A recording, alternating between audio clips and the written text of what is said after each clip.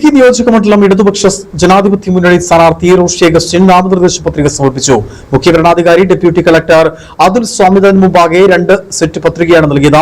CPM ജില്ലാ secretary CV Varghese, Kerala Congress ജില്ലാ president Jose പാളത്തിനാൽ, NCP ജില്ലാ പ്രസിഡന്റ് അനിൽ കൂവപ്ലാക്കൽ തുടങ്ങിയ മുന്നണി നേതാക്കൾക്കൊപ്പമാണ് മന്ത്രി റോഷി അഗസ്റ്റിൻ പത്രിക സമർപ്പിച്ചത്.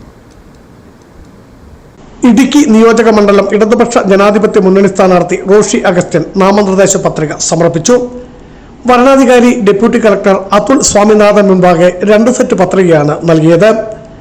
CPIM ജില്ലാ സെക്രട്ടറി CV വർഗീസ്, കേരള കോൺഗ്രസ് ജില്ലാ പ്രസിഡന്റ് ജോസ് പാളത്തിനാൽ, NCP ജില്ലാ പ്രസിഡന്റ് അനിൽ കൂവപ്ലാക്കൽ തുടങ്ങി മുന്നണി നേതാക്കൾക്കൊപ്പം രാവിലെ 11:30 കൂടിയാണ് സിറ്റിംഗ് MLA മന്ത്രിയുമായിരുന്ന റോഷി അഗസ്റ്റിൻ പത്രിക സമർപ്പിച്ചത്.